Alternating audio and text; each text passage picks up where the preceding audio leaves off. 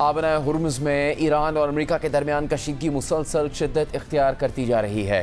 امریکہ نے مسلسل چھٹے روز بھی ایران کے اندر بڑے پیمانے پر فضائی حملے کیے اور اب ان کارروائیوں کا دائرہ فوجی تنصیبات سے بڑھ کر شہری انفراسٹرکچر تک پہنچ چکا ہے۔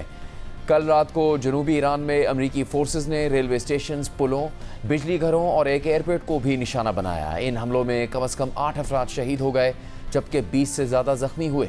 دوسری جانب ایران نے بھی جوابی کارروائیاں مزید تیز کر دی ہے۔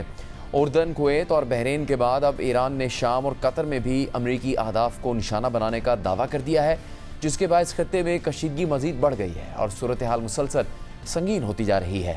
ساتھ ہی ایسی رپورٹس بھی سامنے آ رہی ہیں کہ ٹرمپ انتظامیہ آبنائے ہرمز کو دوبارہ کھلوانے اور ایران پر مزید دباؤ ڈالنے کے لیے اپنی فوجی کارروائیوں کا دائرہ مزید وسیع کرنے کے منصوبوں پر غور کر رہی ہے۔ تاہم اس کے باوجود ٹرمپ انتظامیہ اب بھی یہ موقف اختیار کیے ہوئے ہے کہ ایران کے ساتھ سفارتی رابطے اور مذاکرات کا سلسلہ مکمل طور پر ختم نہیں ہوا، بلکہ دونوں ممالک کے درمیان بات چیت مختلف سطحوں پر جاری ہے۔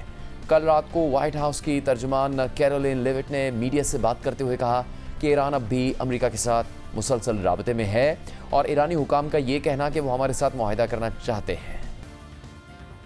Iran very much continues to talk to the United States of America and express that they want to make a deal with us because they are suffering devastating blows on behalf of our United States military. They have expressed they still want to make a deal to the president. We're talking to them, but again, the president is not going to allow them to fire on ships in the Strait without paying a consequence for that.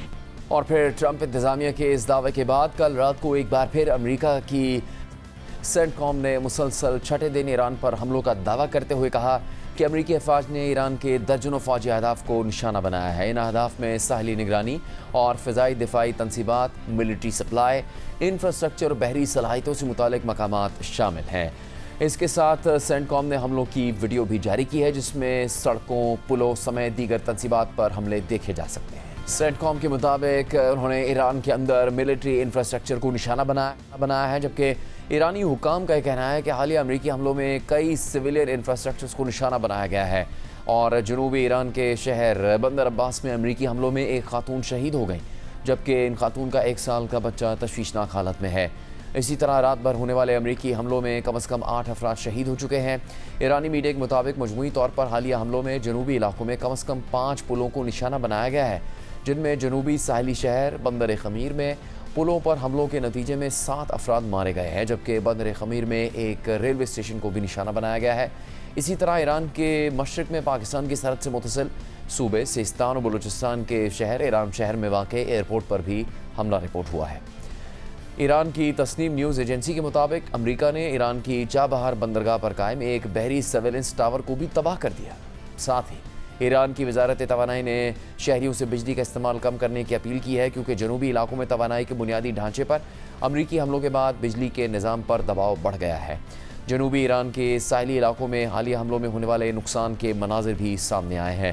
بندر خمیر میں پل پر امریکی حملوں کے بعد سامنے آنے والی videos میں پل میں لگنے والی آگ اور اس کے بعد ہونے والی تباہی واضح طور پر دیکھی جا سکتی ہے۔ اس کے علاوہ سینٹ کام نے ایران کی بحری ناکہ بندی بھی نافذ کر رکھی ہے اور ایران سے منسلک ایک بحری جہاز کو روکنے اور اس پر قبضے کا دعویٰ بھی کر دیا ہے۔ امریکی حکام کے مطابق امریکی افواج نے ناکہ بندی توڑنے کی کوشش کرنے والے 3 تجارتی جہازوں کا رخ موڑ دیا ہے، جبکہ ایک جہاز کو حکم نہ ماننے پر ناکارہ بنا دیا ہے۔